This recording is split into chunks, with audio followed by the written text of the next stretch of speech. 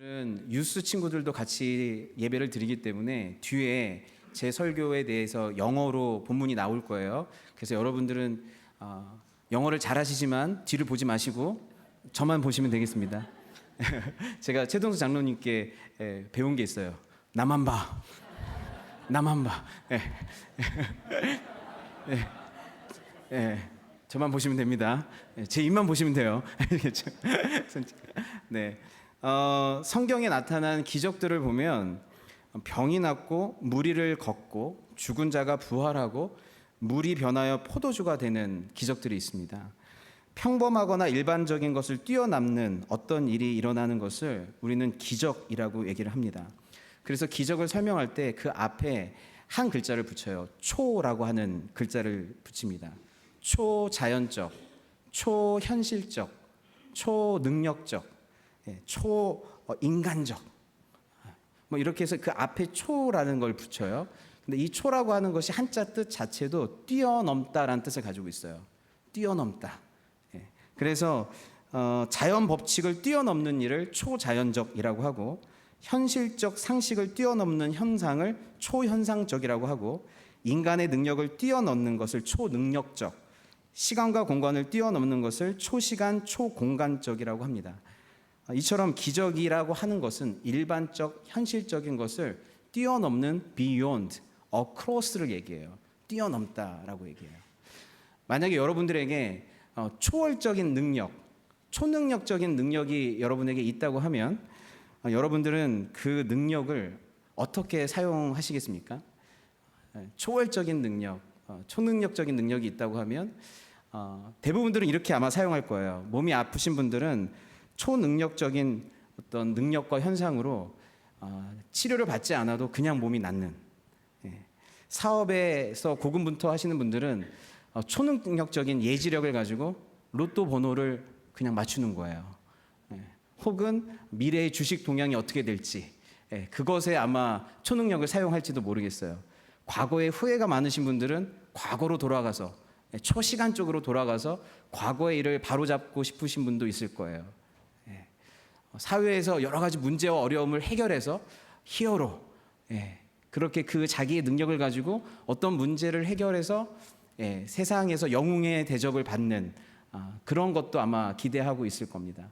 그래서 우리에게 초능력이 생긴다면, 초월적인 능력이 있다면 그 능력은 대부분 무언가를 뛰어넘어 더 위대해지고 더 강해지고 더 힘이 있어지고 더 성공적인 어떤 것으로 그 능력을 사용하게 될 거예요. 그런데 초월적인 능력이 있음에도 불구하고 그 능력을 가지고 위로 점프하는 것이 아니라 아래로 점프하신 분이 있어요. 아래로 내려가신 분이 있어요. 그분이 예수님이세요. 초능력적인 초월적 능력을 가지고 아래로 내려가시는 거예요. 오늘 저희가 읽은 그 구절을 보면 목자들에게 천사들이 등장을 하는데, 주의 천사라고 하는, 주의 사자라고 하는 대천사가 등장을 하고, 그리고 주님의 빛이 쫙 비쳐요. 그리고 천군 천사들이 그 주변에서 노래를 해요. 그걸 목자들이 봤어요. 왜 이 모습을 보여줄까요? 예수님이 원래 있던 자리가 어딘지를 보여주는 거예요. 요한계시록에 보면 하늘의 보좌가 이렇게 돼 있어요. 하늘의 보좌는 그 보좌 옆에 주의 사자와 같은 큰 대천사들이 있고, 그 주위를 큰 많은 천사들이, 천군 천사들이 둘러 있어요. 그리고 보좌를 향해서 찬양을 올려드려요. 그렇게 그 보좌에 계셨던 분이 누구냐면 예수님이에요. 그렇게 하늘 높은 보좌에 계셨던 예수님이 지금 어디로 내려오셨어요? 말구유, 인간이 사는 이 땅으로 내려오셔서 말이 먹는 그 여물통 위로 내려오신 거예요. 인간이 되신 거예요. 주님이 있는 힘껏 초월적인 힘을 발휘해서 위로 올라간 것이 아니라 아래로 점프를 하신 거예요. 시간과 공간을 초월하신 예수님이 시간과 공간에 갇히게 됐어요. 이제 인간의 몸을 입게 돼서. 이제 여기 있다가 저기 있다가 갈 수 없어요. 그 몸에 갇혀있기 때문에. 그리고 심지어 아기로 오셨어요. 누가 먹여줘야 되고요, 입혀줘야 되고요, 자기 스스로 뉘어줄 수가 없어서 누군가가 이렇게 뉘어줘야 돼요. 지극히 약한 한 인간으로, 연약한 인간으로 예수님께서 오신 거예요. 그런데 성경은 이걸 기적이다라고 하는 거예요. 위로 올라가는 것만 기적이 아니라 하나님이 인간이 되신 게, 연약한 인간이 되신 게 이건 역시도 기적이다라고 얘기를 하는 거예요. 그런데 이 기적이 더 어려운 기적이에요. 제가 어떤 청소년에게 이걸 물어본 적이 있어요. 얘들아 생각해봐. 오늘 뉴스 애들이 왔는데 얘들아 생각해봐. 하나님이 인간 되는 게 어려운 걸까? 아니면 인간이 또 개가 되는 게 더 어려울까? 하나님이 인간 되는 게 더 어려울까요? 인간이 개가 되는 게 더 어려울까요? 어떤 청소년이 저한테 정답을 맞췄어요. 목사님, 이건 너무 쉬운 질문입니다. 인간이 개가 되는 게요, 훨씬 쉬운 일이에요. 하나님이 인간 되는 건 어려운 일이지만 인간이 개가 되는 건 너무 쉽습니다. 왜냐하면 저희 아버님은 술만 드시면 바로 미스터 도구가 되시거든요. 예, 그거는 너무너무 쉬워요. 언제든지 저는 인간이 개가 되는 걸 언제든지 보고 있어요. 예. 저희가 우스갯소리를 얘기했지만 좀 더 진지하게 얘기한다고 하면 하나님이 인간이 개가 되는 건 어찌됐든 피조물이 되는 거예요. 그런데 하나님이 인간이 된다는 건 창조주가, 온 우주 만물과 영혼의 세계를 만드신 창조주가 인간이라고 하는 피조물의 자리로 내려오신 거예요. 너무너무 어려운 일이에요. 이렇게 부족하고 죄 많은 우리가 신적 인간이 되는 것도 어려운 일이고 기적 같은 일이지만 하나님이 인간이 된다라고 하는 것은 이건 너무너무 어려운 일이고 기적 중에 기적인 줄 믿습니다. 예, 기적 중에 기적이에요. 그래서 성경에서의 모든 기적들의 특징은 그것이 어떤 메시지를 담고 있어요. 하나님은 그냥 기적을 일으키시는 분이 아니라 그 기적을 통해 어떤 것들을 가르쳐 주세요. 어떤 메시지를 전달해요. 그래서 성경에서 일어난 기적을 표적이라 그래요. 사인이라 그래요. 그런데 오늘 말씀에 읽어보니까 무엇이 표적이냐 했더니 구유에 누이신 아기, 이게 기적인데 동시에 표적이라고 말씀을 하고 있어요. 누가복음 2장 11절 말씀을 보겠습니다. 누가복음 2장 11절에 오늘 다윗의 동네에 너희를 위하여 구주가 나셨으니 곧 그리스도 주시니라. 12절 너희가 가서 강보에 쌓여 구유에 누워있는 아기를 보리니 이것이 너희에게 표적이니라. 이것이 너희에게 어떤 사인을 준다는 거예요. 하나님께서 무언가를 가르쳐 주신다는 거예요. 구유에 누인 아기는 7절에도 나와요. 첫 아들을 낳아 강보에 쌓여 구유에 누웠으니 이는 여관에 있을 곳이 없음이라. 16절 빨리 가서 마리아와 요셉과 구유에 누인 아기를 찾아서. 계속 3번이나 뭘 강조하고 있죠? 예수님이 아기로 오셨다가 아니라 구유에 누워 계신다. 구유에 누워 계신 아기가 있다. 근데 여기에는 어떤 사인이 있다는 거예요. 하나님이 주신 어떤 메시지가 있다는 거예요. 여러분, 구유에 누인 아기가 어떤 메시지를 갖고 있을까요? 어떤 표적을 갖고 있을까요? 여러분, 구유에 누인 이 아기, 구주로 오셨는데 말 구유에 누이신 이 아기는 시간이 지나서 나중에 장성하면 지금은 부족하지만 내 시작은 미약했으나 나중은 창대할까요? 그렇지 않아요. 연약하고 초라한 모습의 아기로 왔던 이 예수님은 죽으실 때까지 이렇게 연약하고 초라하고 힘없는 인간으로 죽으실 거예요. 이게 사인이에요. 나중에 커서 헤라클라스가 되는 게 아니에요. 이렇게 연약한 인간으로 오셔서 끝까지 연약한 인간으로 살다가 돌아가시는 거예요. 아까 질문했었죠. 정말 어려운 기적이 뭐냐고. 하나님이 인간 되는 거예요. 더 어려운 게 뭔지 아세요? 인간으로 끝까지 살다가 죽는 거예요. 어쩌다 한번 낮아질 수는 있어요.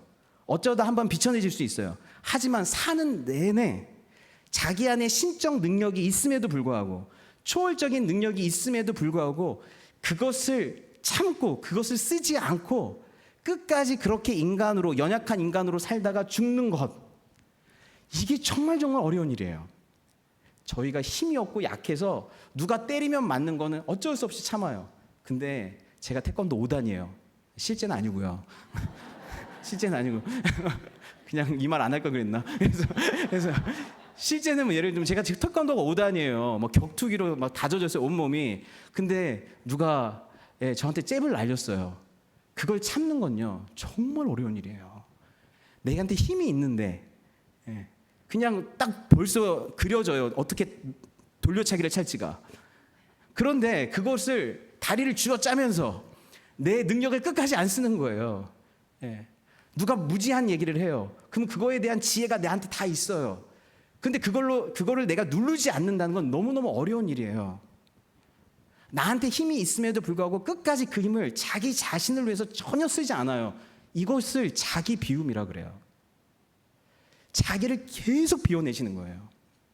계속 비워내시는 거예요.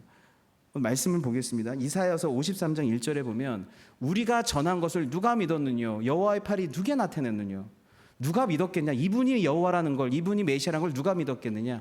그는 주 앞에서 자라나기를 연한 순 같고 마른 땅에서 나온 기둥이 아니라 줄기 같았대요. 3절에 고운 모양도 없고 풍채도 없은즉 우리의 보기에 흠모할 만한 아름다운 것이 없도다. 그는 멸시를 받아 사람에게 실어버린 바 되었으며 강고를 많이 겪었으며 질고를 아는 자라. 마치 사람들에게 얼굴을 가리우고 보지 않음을 받은 자 같아서 멸시를 당하였고 우리도 그를 귀히 여기지 아니하였도다. 주님께서는요, 다른 사람들이 부러워할 만한 것들을 만들어낼 수 있는 능력이 있으셨어요. 외모가 됐든 소유가 됐든 성취가 됐든 사람들이 부러워할 만한 걸 만들어낼 능력이 있었는데 그걸 쓰지 않으셨어요. 간고를 많이 겪으셨대요. 간고라고 하는 건 고통, 절망, 어려운 상황, 힘든 상황을 얘기해요. 그런 상황이 있었을 때 당신의 능력으로 그걸 뛰어넘지 않고 다 겪어내셨대요. 다 겪어내셨대요. 질고를 아시는 분이시다.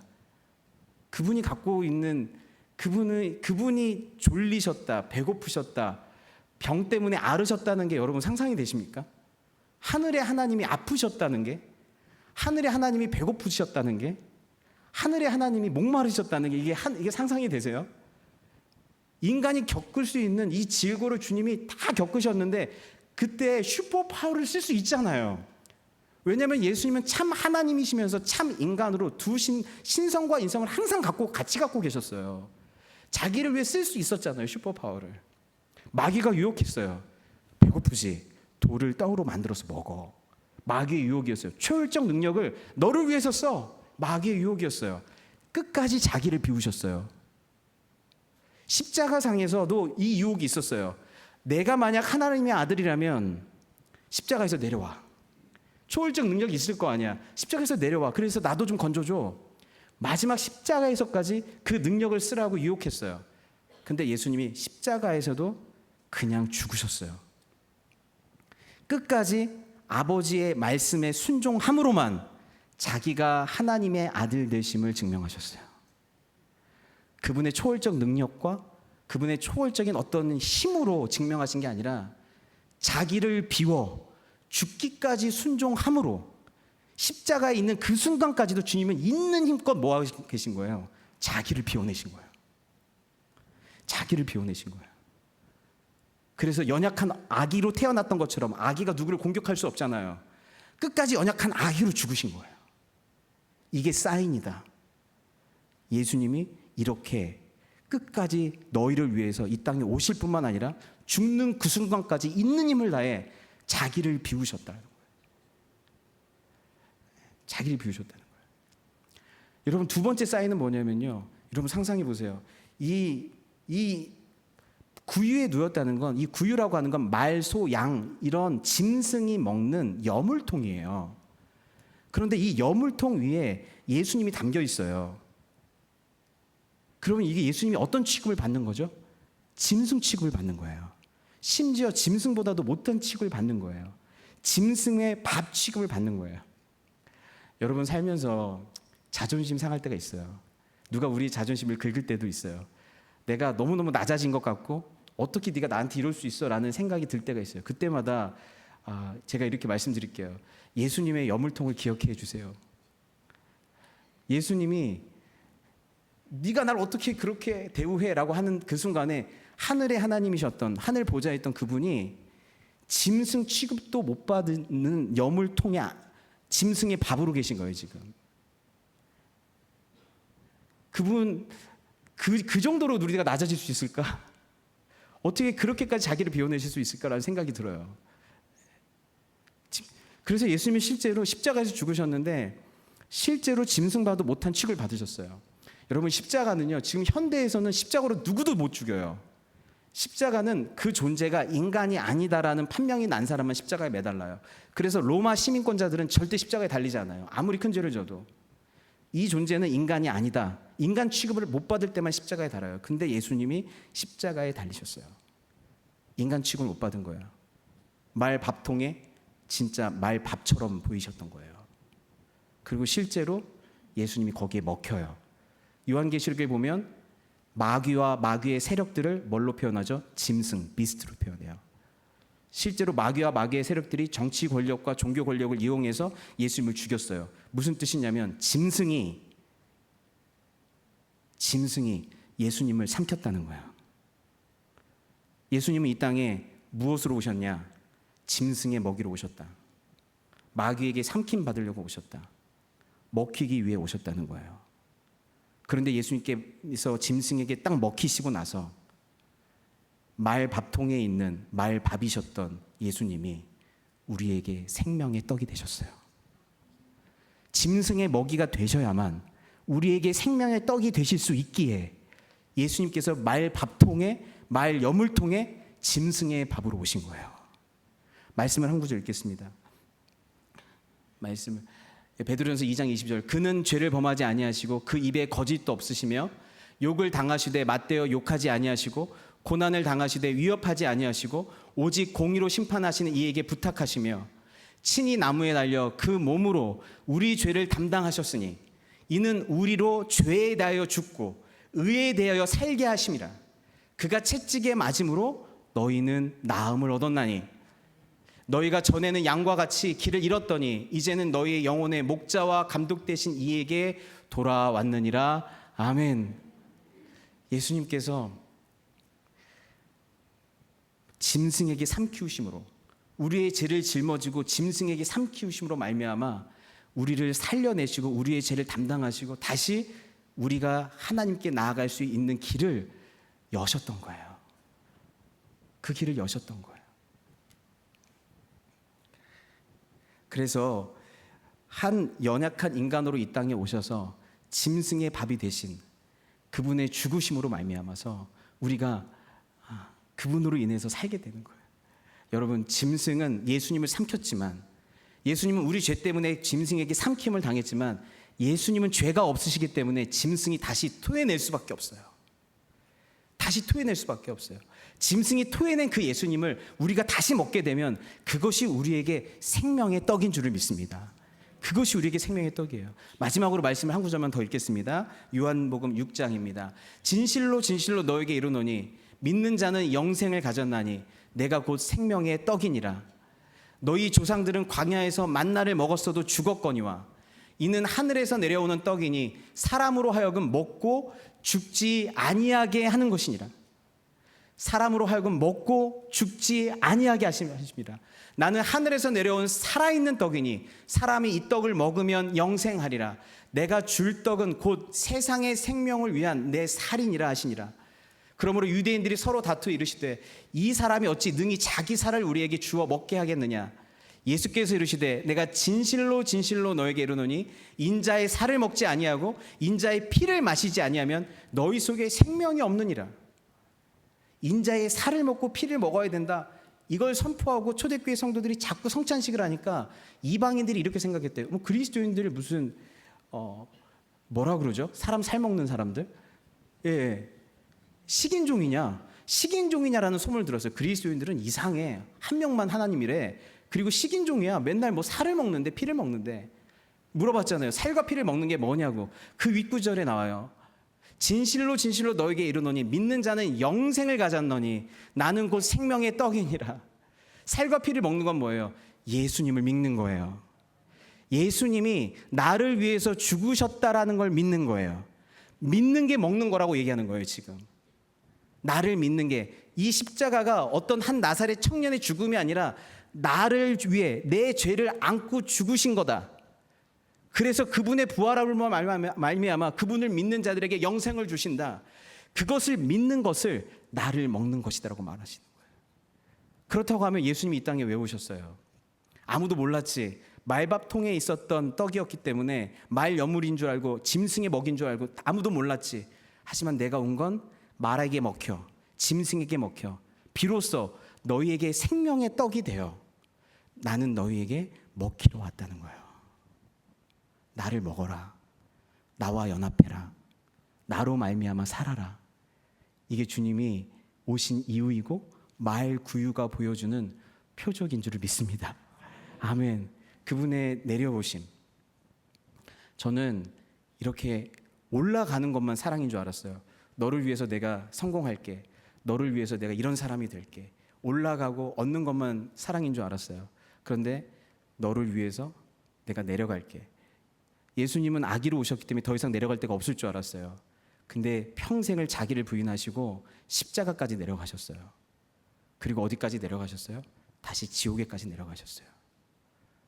우리를 위해서 어디까지 내려가셨는가? 여러분, 이것을 사랑의 깊이라고 그러고 이것을 사랑이라고 합니다. 우리는 성탄절에 주님의 초월적인 어떤 사랑을 보는 거냐면 초월적으로 내려오시는 사랑을 보고 있어요. 죽기까지 자기를 비우셨던 사랑을 보고 있어요. 자기가 밥이 되어서 우리에게 생명을 주신 예수님의 사랑을 보고 있어요. 그분이 내려오심으로 여러분이 하나님의 자녀가 되고, 그분이 자기를 비우심으로 여러분은 이제 성령으로 충만해지고, 그분이 죽으심으로 이제 여러분은 생명을 얻은 줄 믿습니다. 그것이 오늘 우리가 주님을 노래하는 이유예요. 주님 감사합니다. 주님 감사합니다. 잠깐 기도하겠습니다.